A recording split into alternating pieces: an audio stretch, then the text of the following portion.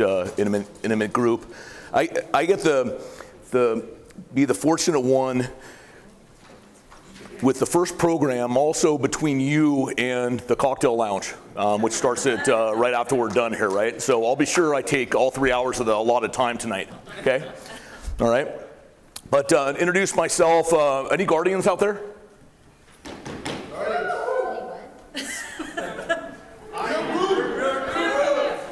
Okay, we'll get to that. We're working on that. So, my name is David Bourne. I'm the Senior Director of Security at Staples Center, which is only a 3-hour drive up the road, which is what it takes place. Actually, it took me about that long yesterday. Traffic on Saturday is worse than it is during the week. Come up. So I'm actually part of the faculty. I've been part of the faculty for about 5 or 6 years now. So I'm very pleased to be with you here today. I like to make my program very interactive. So when I talk, I like to see some hand raised, especially from the Guardians. I will pick on you. I know you. I know where you are. I know what you look like. But here's our agenda and our brief agenda and our goals. We're going to touch on what are typical incidents, incident response procedures, what's in an incident report, and report writing process. This whole PowerPoint, in fact, will actually be, I'll put it in a PDF, will be on the Dropbox too, so you'll actually get that information. So that's what we'll be touching on. We'll be touching on that today during our short time up here. Our objective, we want to provide you the foundation of knowledge regarding best practices in incident management and reporting. Of course, so that's what we want to try to do, is just give you really give you the basics, give you the introduction, what I find to be the best practices, some things that work for me. You may find that some of you may actually have a better process, so that's what we want to talk about today, make that piece interactive. Now, I'm sure for a lot of you in the room here, you may use something like that for a report, but I also find that when we're dealing with incidents, you're dealing with injection, you always get people coming out saying, oh yeah, my brother's an attorney, or I'm an attorney, right? Somehow all these other people, we have any attorneys in the room? Everyone somehow has a law degree, or their buddy of theirs is an attorney, right? I hear that fact all the time. It's funny. Now I can tell you that the statute of limitations in most states, this does not apply to everyone, but in most states is 2 years. And that is 2 years of the time that you actually have to file a lawsuit. Okay? That doesn't mean that it's going to hit court by then, because I've had many cases that I've had to go talk to our legal team that it's already been 3 or 4 years. So 2 years to file to actually file a lawsuit, and that's something you want to find out from your legal folks in the state that you're in. That applies to California, but in the states that you are in, something you want to potentially find that out. And then I've been told from our audio folks that there's no audio available. I like to play some really cool music and everything, but in fact, I'm just going to show you just a quick little video. Maybe you've seen this before. Unfortunately, there's no audio, but you probably have seen this at one time or another. Or something like this, if you're a Raiders fan. 2 Raiders fans fighting each other. Now, okay, that's enough of that. We know the guy got this living daylights beat up out of him, right? Now, one thing I can tell you is, now I've been in this, I'm dating myself, okay? I'm dating myself. Some of you know I've been in the business for quite a long time. So I started in this business in 1992 at a place called Jack Murphy Stadium, which was down the street. It was called Jack Murphy Stadium at the time. I worked for the San Diego Padres. While I was in college, I went to San Diego State. So, Ryan, you over there? Go Aztecs? Okay. But one thing I can tell you is when you're looking at incidents when they're taking place, what happened 10, 15, 20 years ago when you had an instance like this, people would go in and help break up the fight and all that type of thing. Did anyone know what people do now? I'm seeing? They're taking their camera up and they're filming us. Now, I've had times where literally people are taking their camera up and they're right in our face. And so the thing we have to keep in mind is every time we're dealing with, we try to tell our folks, my facility, that every time we're actually dealing with an incident, just think that you're going to be on camera, you're going to be on YouTube, okay? And one of those instances too is sometimes, not only we're going to talk about photo and video later, they're going to have, sometimes in instances, I look on YouTube. I've seen, okay, we have our cameras from the sky up there, but I've seen, person over there that was taking the video ended up being on YouTube. I've had video on TMZ, pop on later. So those are things you have to be thinking about, and have that mentality that your behavior, everything that we are doing is going to be on video. Now, how many of you, show of hands, fill out incident reports at your facility? Okay, should be everyone, hands raised, or somehow you have a really cool venue, they don't have any incidents. What are some typical type of incidents that you would have in your facility? Anybody? Slip and fall. I like to say slip and fall, trip and fall go the same. We'll talk about the differences in a minute. What else? Intoxicated, guess. Okay. In the back? Vagrants. I'm sorry? Vagrants. Oh, vagrants. So like disorderly conduct, basically. What else? Just medical incidents, so somebody literally bringing their medical problems to us as a building. Yes? Ejections, which is usually the resolution for something like that. The intoxicated individual, of course, we end up ejecting them. So yes, those are all included as part of that. I put a brief little list of some of the things that generally we deal with: slip and fall, trip and fall. And slip and fall, trip and fall are very different. Slipping on, or slipping on, someone spilled over a beer. Okay, obviously everyone, when they're buying that $15 beer, they want it all the way to the top, right? So they're sipping it, when they're walking back, they're carrying those beers, they're spilling a little bit, a little drip, right? Someone can slip on there. And then the trip and fall obviously is going to be the difference, where somebody has, as I almost tripped on the cable over here, because I don't think it was tied down completely. Trip hazard, potential trip hazard, where I saw Andrew trip a little bit earlier too. So that can actually happen. Obviously we got verbal. We have physical altercation, okay? So argument, someone bumps somebody else or whatever it might be. Ejection, we talked about that as a resolution from one of these other type of incidents, usually resulting from disorderly conduct or something else like that. Injuries, we've had people injured in the building for any type of reason. They tripped and they fell outside, they hurt themselves on a seat, they cut themselves on something. Medical incidents, again, a lot of our venues, we're small cities. We're small cities, especially those at the stadium. Where's our friend from Mile High? How many people fit in your building?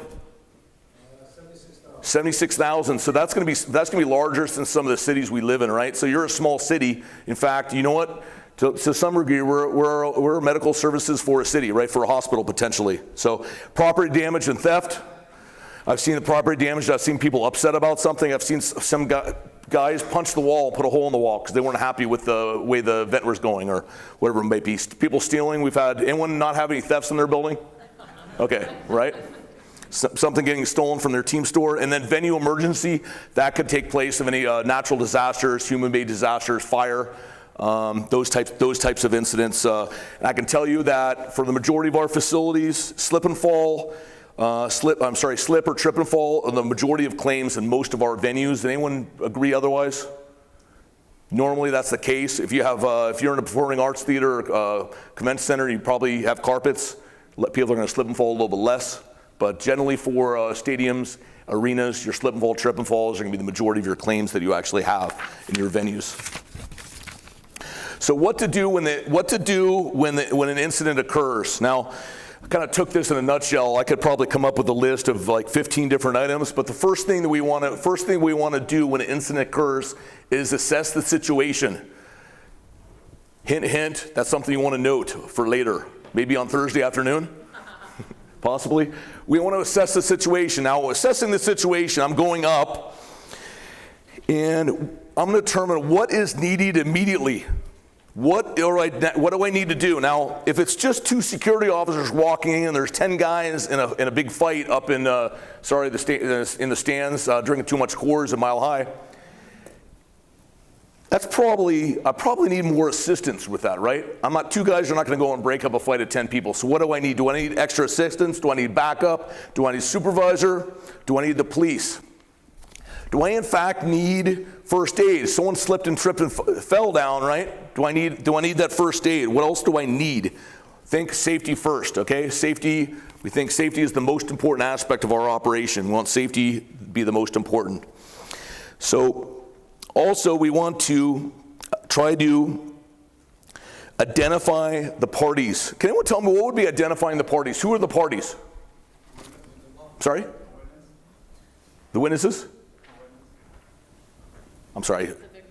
Oh, yeah, the perpetrators. Yep. I said witnesses. What else? Victims that are out there. So I have on there. So I have the subjects that are identifying the parties. So it could be the perpetrators, people causing the particular issue. There could be multiples of them, right? There could be not even two. There could be 3 or 4 of them. I also like to think the witnesses. Now, who is a witness? Anybody. That's a pretty open-ended question. Is witnesses anyone, right? So it's not just, obviously there's 2 parties, they're a witness, they're probably going to side with their own people, right? So what we always try to do is find a third party, right? So it could be someone else sitting in that sitting in that area. It could also be an employee. Maybe there was a housekeeper walking by that happened to see something going on, and they're a great witness, right? Employees will know how to find and track them later. So witnesses could be anyone involved, another guest or an employee. Removing the instigators, so we're talking about that. What are the next steps you need to take with them? You're going to eject them, give them a warning, whatever it might be. We're going to touch on that. Assisting the injured parties. So that's your first aid coming by. They have a whole different set of paperwork that they'll be doing as well. And then obviously investigating and collecting the particular information. We're going to touch on that as well, what we'll be actually collecting. Investigating the situation and determining the resolution. Now, resolution could be a number of different things. Could be guests returned to their seat. Maybe they were just issued a warning. Maybe the intoxicated person was ejected from the facility. A lot of times the resolution involves more than one department as well. So maybe resolving something, and I have to involve guest services because they have to relocate somebody. Maybe they have to assist them later. Maybe I have to involve housekeeping or operations. Those other departments as well. So it's important to look at that as well. Things when you're looking at something as well. If you look on the screen here, things happen so fast.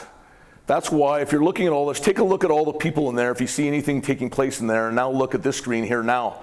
Things can happen very fast, and within just a second or two, something can change. If we're looking, I'll show you that again. If you look at the individual in the blue shirt and the cowboy over there, the cowboy hat with no shirt, they're just talking, and then the next minute, these were actually taken from a video. I just took still shots, and it took place over 2 seconds.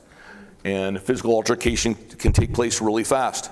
So it can go great, and then 1 minute later, it can be very different, of course. This is why we review photos and video, if at all possible. I mentioned the YouTube videos, our videos, bystander videos that may be out there. Those can also assist us in determining what actually happened, good or bad. Because when we are documenting, we are completing reports, we're documenting what actually took place. I'm not here to be the judge and jury to make a determination, oh, this doesn't look good. Well, I'm documenting the facts and the information and letting the other people that have in the higher level in the building making more money than us, the attorneys over there, trying to make that determination. So next, the contents. When we're looking at the contents of your incident report, we want to look at who, what, when, where, why, and how. Ding, ding. I don't have the dinger, but that is something you may need to know on Thursday afternoon. Let you know. Now, can anyone tell me if I'm looking at who, what does that, when I say who, what entities does that entail? Who? Could be the patron, the subject that is, that maybe the victim of the particular incident. Who else? Who? Who's responding? Who's responding?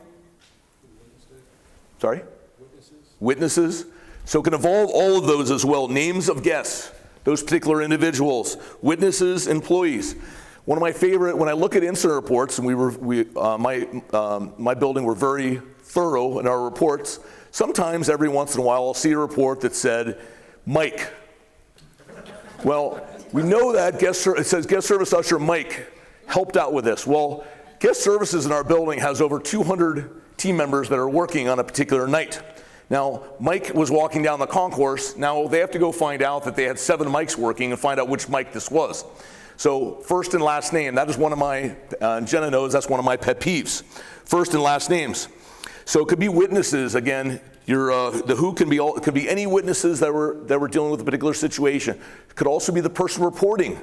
Because I find out that even though I was writing the report, our risk management, our legal folks are going to ask me, how did you find out? Well, I found out for this person. Who is that? So however you can go down the line, because they want to find out where this whole thing started, who found out about it, does someone actually see it? And when we go now to what took place? Can anyone tell me what that what is involved? What caused the situation? You said the action, what caused this? Sorry? And what was done about it. What was done about it. So everything that, when we say what did you observe? What actions do you take? What was said? So everything that actually took place from start to finish. How about when? Like, anyone give that one a try? When? From the time it started till the time it ends. Okay. How about a little more specific? How about someone else that hasn't raised their hand yet? Kelly. Day, date, time. Date and time. Okay, date and time of the incident. Anything else? Event. What is the event? Question. I would say when, also like when you first responders or responded, we put the time when they responded. Very good point. So actually have a timeline going through, right? When you responded, when you arrived, and so forth.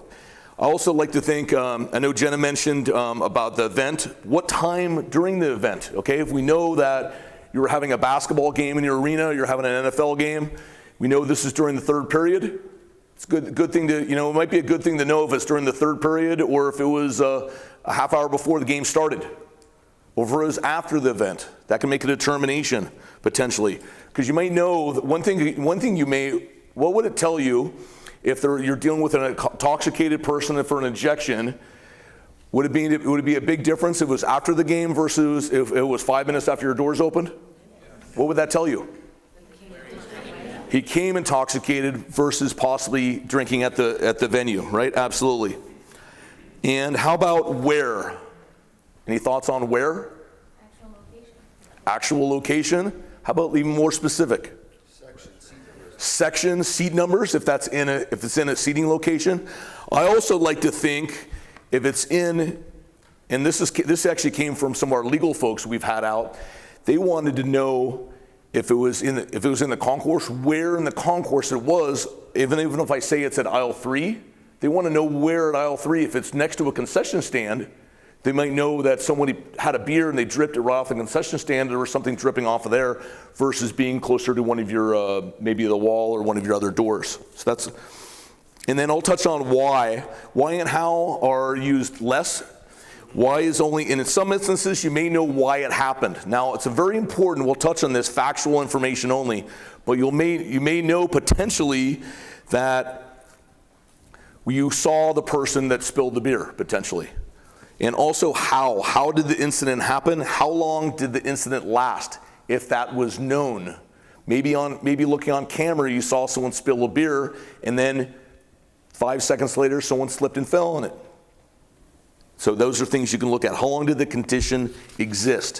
Where you see it and where you are. And moving on to the report writing process, factual information. It's important that factual information. Can anyone give me an example of what a brief factual statement would be on a report? Guest quote, a quote from the guest. A quote from the guest. So I can say that the guest stated, quote unquote, that they have been drinking since 12 noon. That would be a fact. What would be an example of an opinion? Intoxicated. Very good. I like that one. Because do you know for a fact that the guest was intoxicated? I like that one. No, you do not. So what I always like to use, instead of saying the words intoxicated, I know we've been using that so far, we like to avoid using the word intoxicated and like to use the word impaired. We say the word impaired, that applies to somebody could have been under the influence of alcohol, drugs, or potentially even had a disability. I can use that as impaired. And I don't know for a fact, I'm not taking a blood test or breathalyzer, so I like to say impaired is the words that I like to use. But another example of an opinion is, I think the guest may have slipped on mustard. That is an opinion, and it's not a fact. When we say fact, you're using your senses. You're using sight, hearing, smell, touch, taste. So you're using your senses when we're determining a fact. You're not using your own opinions. Accurate is clear and concise, detailed information of what took place from start to finish. And when I say accurate, think about it that somebody is actually reading your document that has never been in your building before, doesn't know our industry, and they have to read it 2 or 3 years after this incident took place. And you also may have to, if you wrote this, may have to read it 2 or 3 years after the incident took place as well.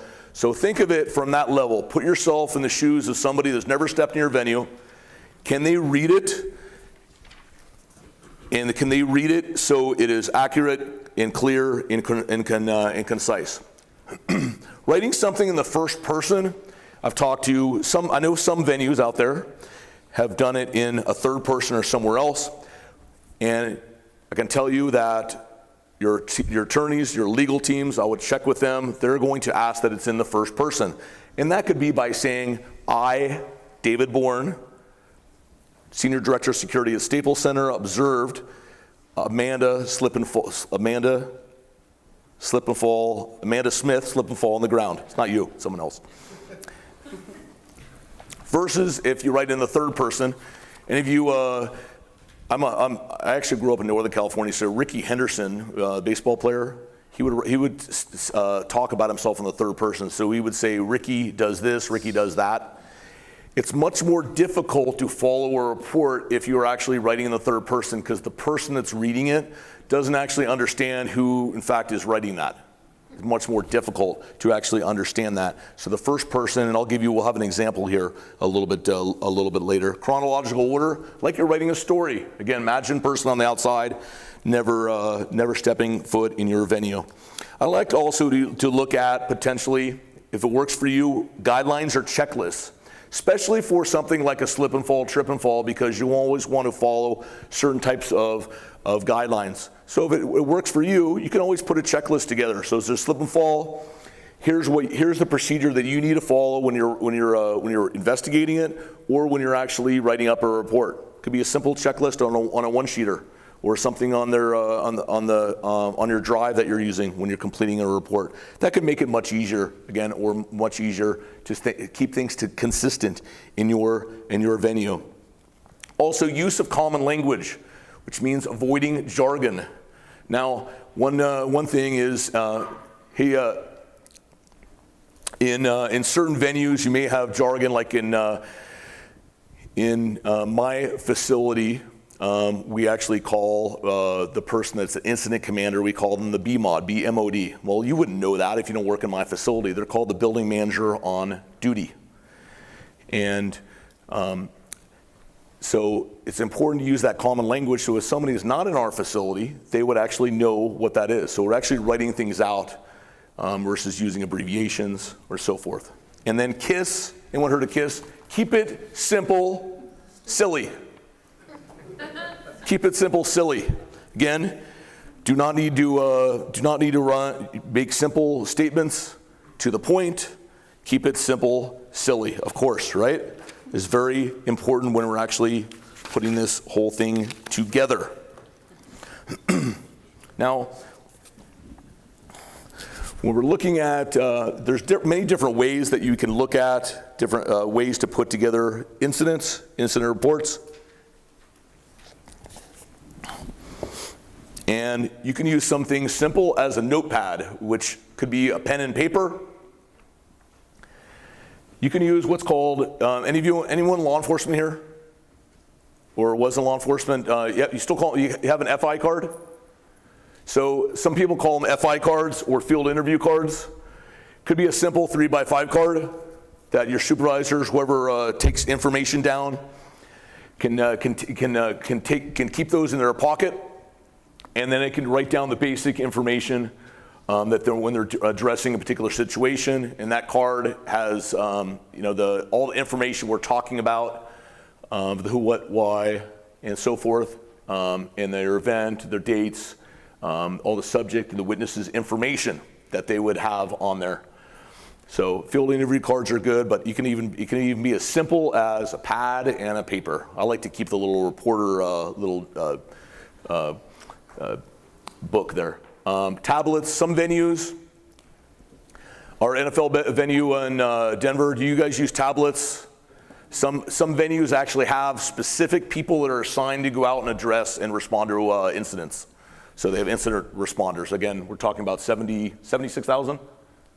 So some venues have those capabilities. Not all venues do, but you can actually go out on a tablet, take that information as you're going. So if that works for you. And then written reports. My facility, we actually take, if we do a card, we actually come back and we complete our reports before the end of the night. I know a lot of us use there's different software programs out there. I'm not a sales pitch for any of the different software programs, but we use one that's called 24/7 software. I think some of you use that as well, which basically allows us to write that information, document that information, and then it always allows you to upload photos and so forth. And when I get to photos, what would you typically take photos of during an incident? Everything. Well, everything. Okay. Well, what are you taking photos of? Few examples. If there was a slip and fall, the place in the building where it happened, if there was a cause of it, carpet or anything like that. What type of shoes they're wearing. Yep. So all those. So one thing I'm going to touch on is, again, slip and falls, trip and falls. Generally, does anyone get more claims for other incidents than someone falling on the ground? Parking incidents. The what? Parking incidents. Oh, parking incidents. Okay, traffic accidents. Okay. We're heavier on the intoxication side. Okay. For claims from intoxications. Vegas. Oh, okay, got it. All right. That's the way it goes. But I was going to say, when give you an example on photos, we're talking about slip and falls, trip and falls. Again, majority of us, you're in Vegas or Bakersfield, but most of us are going to get slip and falls, trip and falls. Thing we like to take the photos of. Now, I've seen in a number of reports, and again, another pet peeve I have, I've seen a number of reports where the photo was literally of the ground. Okay, is that good? Yeah. You know what? Does it show me a spill? It shows me a spill. How big is it? Why is that? It doesn't show you where or any, like it doesn't give me any context. I see the floor, I see a ground, it has the floor, and then it shows me a wet spill. I know there's a wet spill there, right? But to Amanda's point is it doesn't show me where that is over there. So now, I mentioned if it was aisle 3 on the concourse, yes, the photo of the floor is good, but what I like to see is a photo of the surrounding area as well. So I know that spill was in front of that condiment stand and that relish, someone was dipping the relish and the relish fell on the ground, right? Okay, so if we know where that is, that's really important for those people and that are going to be determining those claims that come out. I'm going to say to get it before anything else has been altered. Get the staff that comes up and starts cleaning it up. You want to have those photos done beforehand. Yes, I'm going to say that is the preferred thing for it to happen. Okay, absolutely try to get those pictures ahead of time. But one thing I can tell you. You have a question too? Sorry. Are there any Comment? privacy issues with taking photos of people's faces?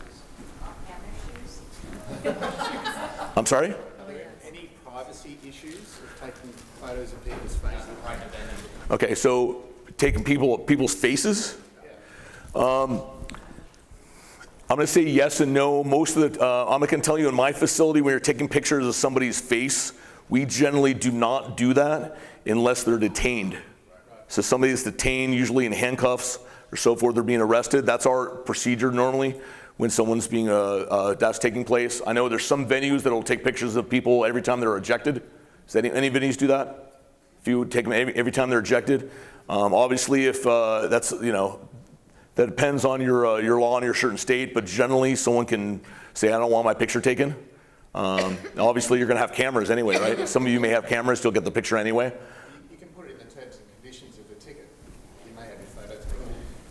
Yeah. 9 times out of 10, if there's cameras in the venue, it's posted at the entryway. Most of the time that's the case. Well, we would also ask, if someone has an injury on their face, we would also ask them for that as well. But getting back to the cameras of the slip and fall, trip and falls, so the spill, the area around there, preferably also their shoes if they're in a public space or public area. Now, obviously, if first aid's for us, first aid is already attended to them, or they're in the first aid room. First aid room is considered more private, so generally we're not going to we will not take a picture in there unless we actually ask them and they receive approval from them. In that generally in those particular areas, we also have our one thing to keep in mind too when you're taking pictures. Keep in mind of using somebody's own private property, which could be your staff's property, or versus using company's property. Because there's been, again, depending on how your municipality works, there's been instances where if somebody took information or took video down from their personal phone, that phone can be taken and put into property potentially or evidence. So one thing that we'd like to do in my facilities, we buy those little cheap like $90, $100 Canon cameras. They shoot great video. Power them up, they take them out, and usually for some of our more busier security events, they'll actually use those other cameras. But just keep that in mind if they're using their personal cameras, their personal equipment. That could, you may have some challenges with that later. You can invest yourself. Again, you can buy a $50 camera. They'll probably work. Or if they, I do it on I have a company phone, so they can take it if they want. I'll just, I'll know where to get a new phone, I guess. And then video, video is also obviously very important as well. It's important to obviously note that in the report as well, whether or not there's photos and video. Again, like these software programs, when your reports, you can put the photos in there. The video, obviously, files are very large. It's very difficult to add those into the actual report. But noting that those videos are in the report, and based on how your video management system works, I'm not going to go into, but being sure that that's downloaded and archived somewhere that you can assess that.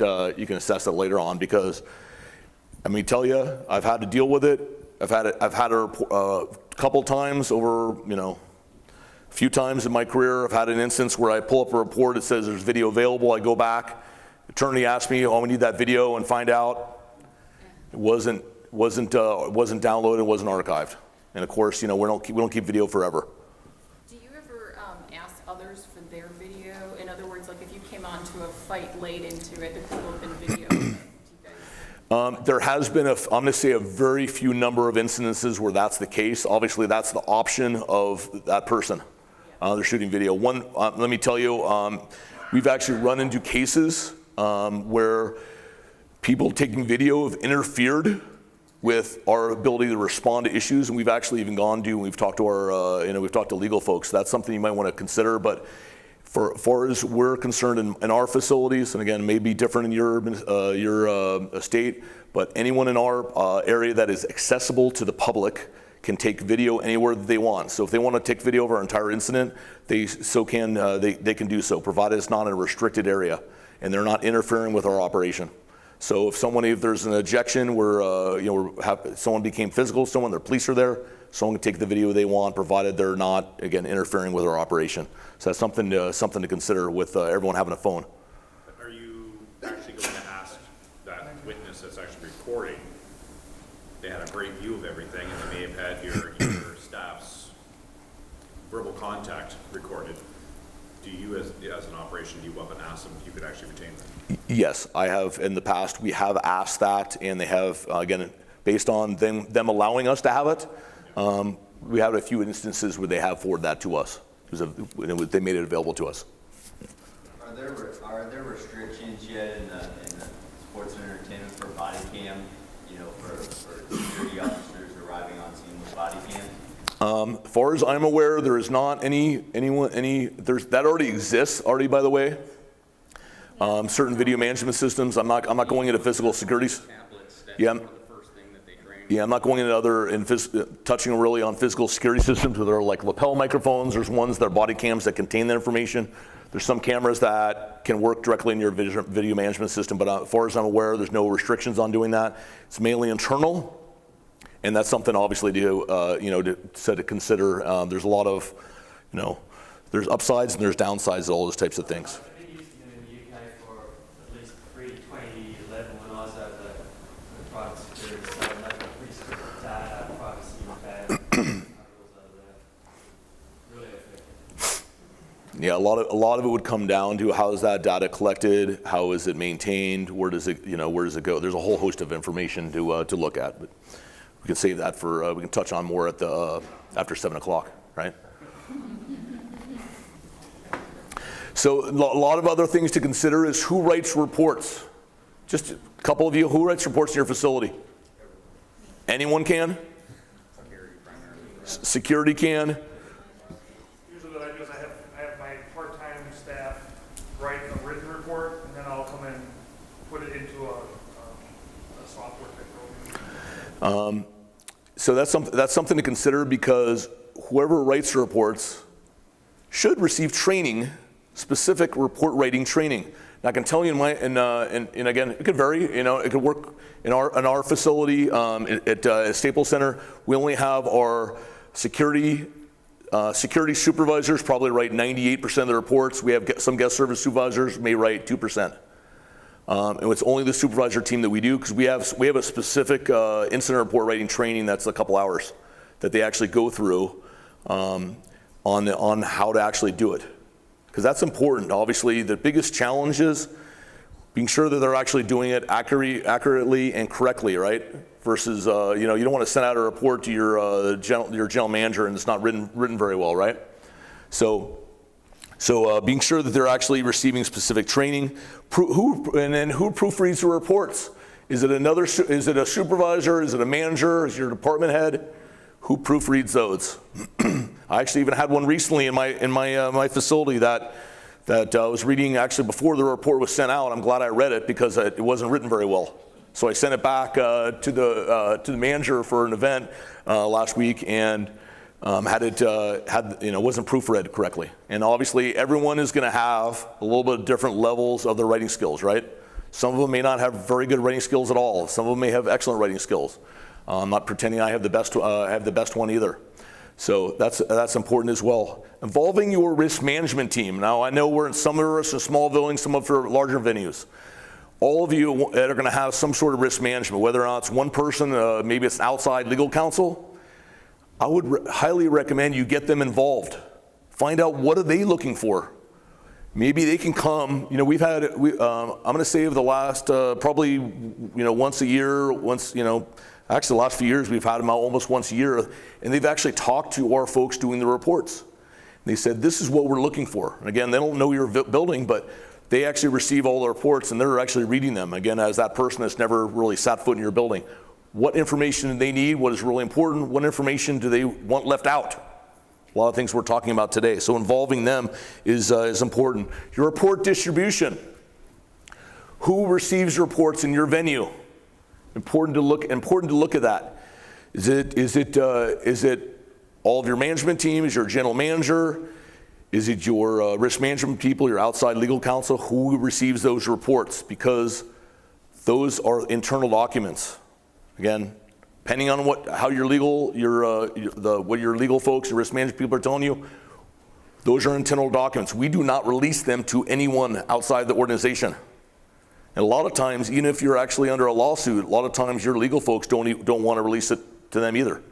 So those are internal documents. We do not release those. We do not release incident reports to those outside of our organization. And then, of course, you report data. How is the data maintained? It's important. Now, I find online systems are really great, but now I'm dealing with a web browser. So you know what? They're not 100%. They're not up 100% of the time, right? We're a 24-hour operation. So we end up doing, just as an added, added assistance to be sure we have all our reports. We actually put them in PDFs. We download all of them onto our internal drives.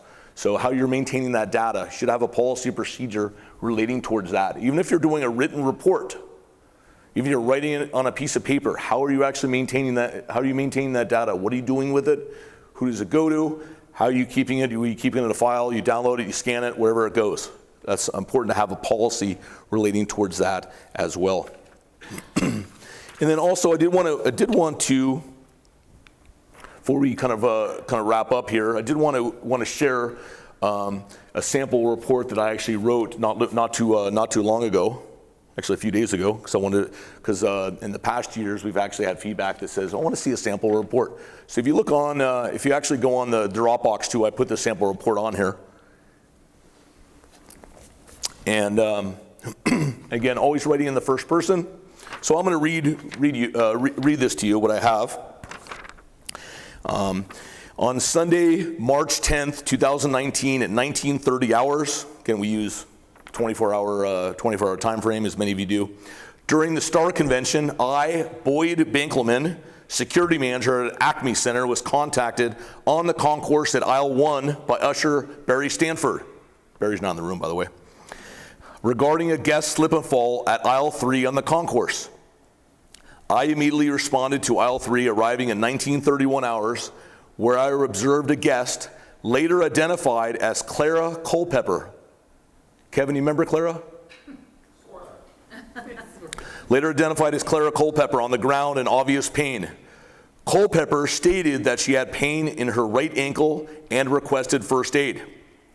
I then contacted the Security Command Center to dispatch first aid to aisle 3. I then spoke to Scott Anderson, the brother of Culpepper. Anderson stated that Culpepper was walking from the restroom when she slipped on the wet floor and hurt her right ankle. I then looked at the floor and observed it being wet with an empty cup near the area. I had then observed that Culpepper was wearing high-heeled shoes. First aid arrived at the scene at 19:35 hours. I then contacted housekeeping to respond to the area. Culpepper was given an ice pack and refused for further first aid treatment. Anderson and Culpepper then returned to their seats in section 102. At 19:45 hours, after Culpepper and first aid left the area, housekeeping team member Demetrius Jones cleaned up the spill. Photos are attached to this report. Video of the incident is available. So that's just a sample.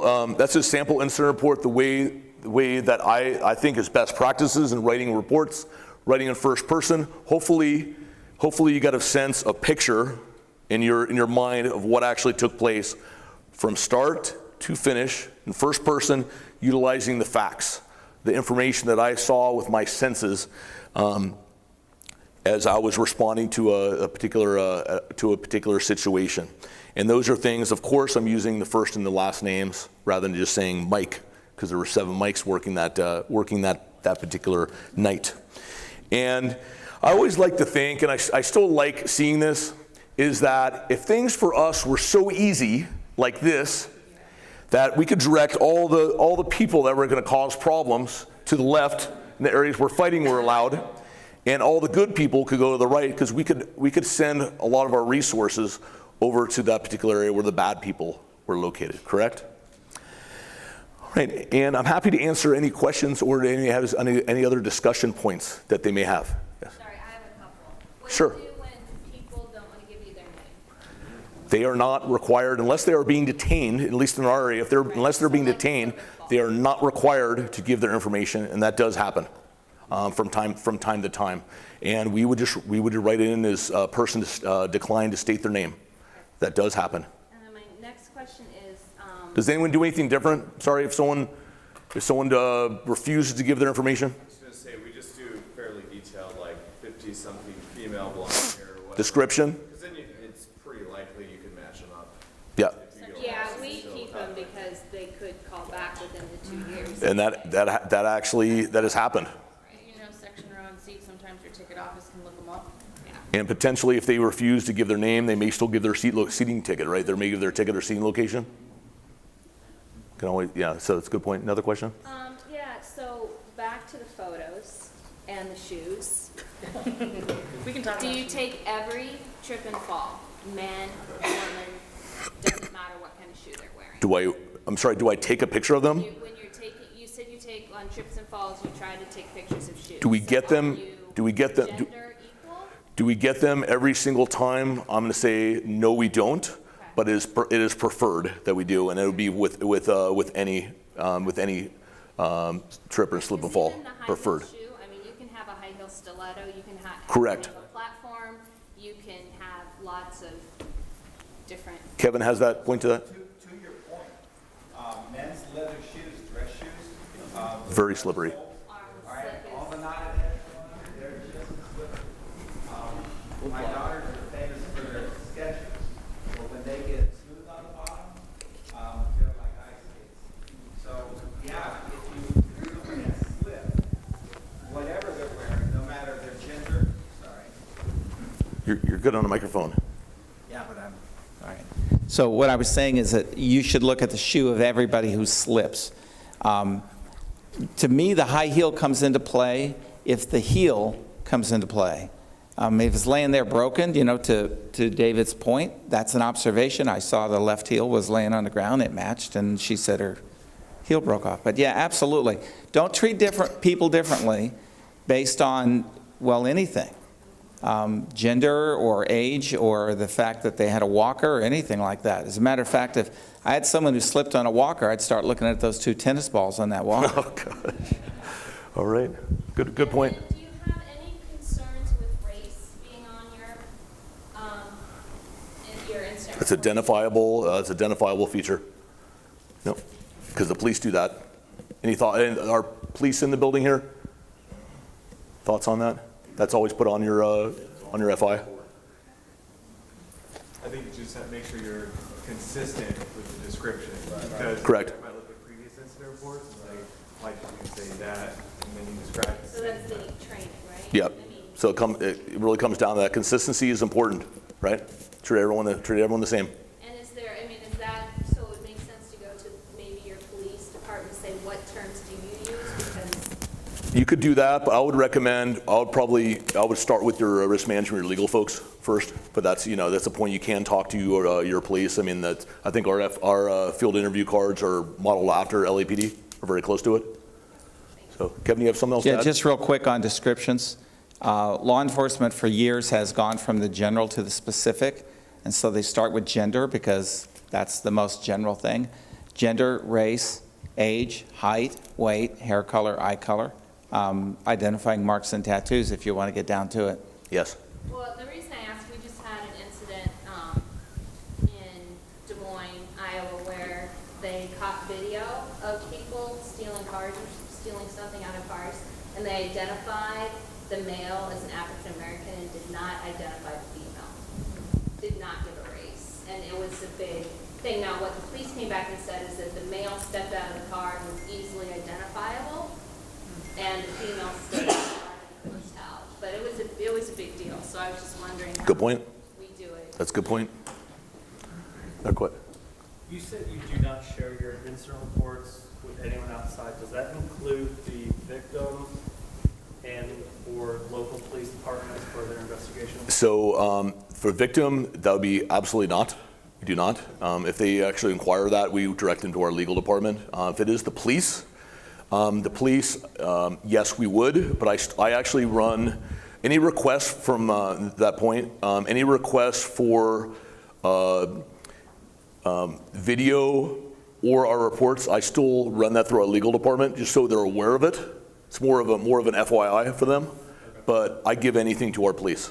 Because and there's obviously challenges with that of sharing that, sharing information, because one thing that can happen is depending on how it works in your state, is if a report is actually brought into evidence, for that, it actually is potentially be discoverable from the other side. But again, I'm not an attorney.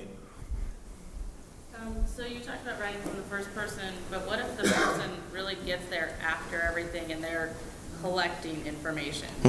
I'm still doing it from the first person. One thing I can tell you too, and there was a point was brought up about cleaning afterwards. We've had instances where someone has slipped and fallen, they've walked into first aid, so we're responding to first aid after everything's already taken place. We're still writing up that report. We are still going over to that location at aisle 3 on the concourse, even though it was already cleaned. I'm still taking a picture of that area because provided I can find out where it is or that general area, I'm still taking a picture of it because then our risk management people will see later on, this is where it took place. They can still identify it even though we were not notified, you know, because what could happen is someone slipped and fell, they walked into first aid. First aid's calling security saying someone walked in with an injury. Now we're responding, so we're responding after the fact. Yes, we're still writing it the same way, but we're collecting the information, we're finding out what happened in that regard. Yes, after the fact. Sir. Is it okay if someone takes and falls and you're responding to have them take and sign a report saying they refuse first aid? Yes, so what I do, and again, depending on how your venue works, usually your first aid folks will have a documentation. Usually it's, if they're signing it, they don't want to be treated. Usually it's called leaving against a medical advice. Your first aid people will have that. That's different than my report. In my report, I'm going to put on there that they refused, the guest refused first aid treatment. I'm just going to put that in there. So for our venue, a lot of times we don't have first aid on site. Mm-hmm. Have campus EMS respond. So if they respond, it's 5 requests only. Okay. Yeah. So, yeah, that is.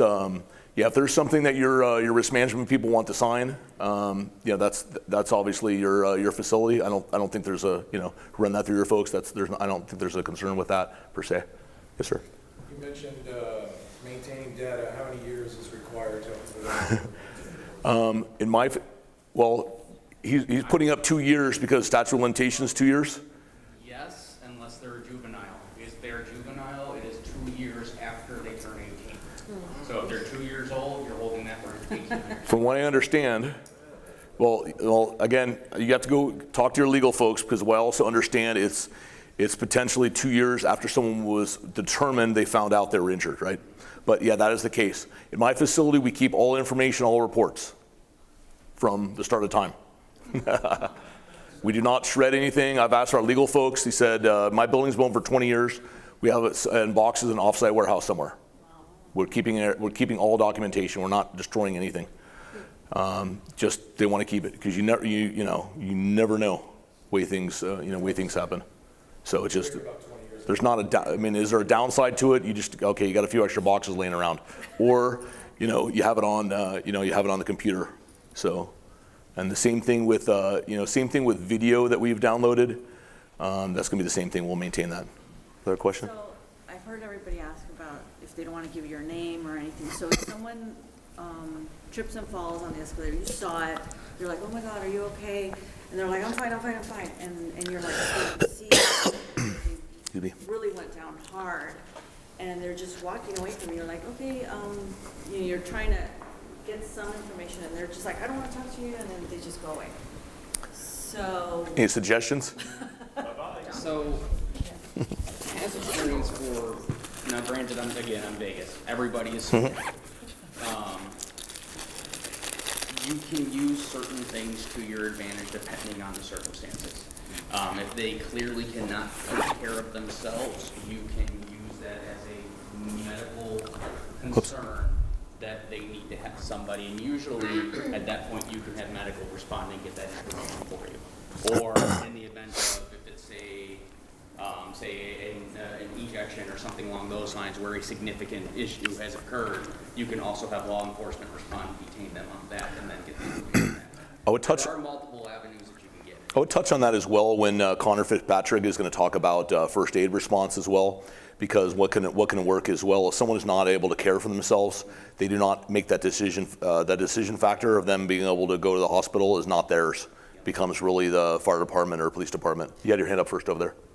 What information is the first aid provider as a third-party contractor allowed to provide to the venue? That's a very good point. Now, in the United States, again, I'm sure what it is in other places or in Canada, you obviously have HIPAA, which is another legal term. Let's wait for that for the legal folks. But in all regard, you are not able to give out personal information. They're not even able to give personal information to the venue for that person over there. So it's up to us to collect that individual information. that is out there. But I'm going to defer that to people who are more familiar with HIPAA. But yeah, that's any documentation that they actually write down. So we'll normally do in a lot of cases is we'll be in first aid when if they're brought there, and we'll investigate the situation at the same time. So, and someone else had their hand up over here.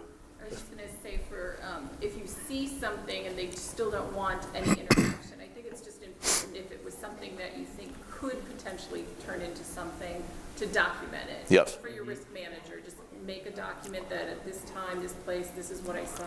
Mm-hmm. Absolutely, and at times too is, I know some of you probably experienced the same thing where someone has slipped and fell on the ground, they fall and they bump their knee, and then they get up. Oh, I don't need any help. I don't get any information. I'm fine. I'm going back to my seats. Whatever it is, you don't get any information for them. At least making some sort of note in there, because we've had those come back as claims. We have those comes back as claims as well. Just Sure. to touch on his point earlier. So for our building, our Red Cross staff, as part of their information waiver, they also have a line on there that has if the patient would like to release their information to our building. So they Okay. have the ability to sign that. And give us Again, that depending on those lawyers over there. You have. I just wanted to touch on, based on when somebody's refusing, I work at the Banquet Convention Center in Canada, British Columbia. What we have is, regardless whether we are treating the person or not, whether we are dealing with it or not, we definitely document it for sure, and we will still take pictures and document it just in case if they come back. And then the other thing is that if there are, for the trip and falls, because we have mostly we have conventions, majority of the convention floors, we have carpet down, so sometimes they have to run cables across the aisle, so there is a little bump. But there is like big signs, they have like yellow, black, everything. Oh, they still fall on, right? Sorry? I said they probably still fall on that. Yeah, they still fall in that, and when you are actually doing the incident report, it's very, very important that you're taking pictures of those, because we were able to win some cases because of that. That you were actually saying that we have done our due diligence, we have put up the signs, and this person is walking along paying attention and then so. All right, good point. One last question, if anyone else has one more? To go back to video, basically, how do you go about... A little bit louder. I can hear you. Wait. How do you go about, when it comes to video, so let's say like if an incident happens like off your property, but within obviously your scopes of the cameras and your video, and let's say like, law enforcement need to do that, do you guys get that out? So again, in my facility, I know everyone's different. In my facility, we allow law enforcement to review any video that they want to see. Anytime they can come in and they review that video. And again, if they request a hard copy of that video, I just run that through our legal department, but it's I've never had an instance where they said no. So, all right, just to goals and just to recap what we talked about. We talked about typical incidents. Yes. Yes. Okay, I'll check that off. Incident response procedures. Contents and incident report. Report writing process. Oh, I got all of them checked off today. That's great. I get to go to be wrapped up here. And then don't forget to identify a couple of things will apply to your venue when you get back. I will also ask you, please write an evaluation. The best thing to do is write an evaluation immediately after. Also, best to put down your action items immediately after each program or during each program. So we do have, all of you that do have the app, you can do a quick evaluation in there, feedback of this program today. That really helps us on how we can improve this. And the program that I've done, I've improved this. I think I've actually updated this program based on the feedback that I've had from here. And thank you. And this is that's my name. I don't have my contact information up there, but if I can help you at all, please feel free to reach out. Networking and talking to everyone else at the program here. The reason we are here, you probably heard this in your IDGs, is we are here as volunteers. We are here because I'm here because I think I can learn as much as you as students. So it's been a pleasure speaking to you this evening. Enjoy the reception outside tonight.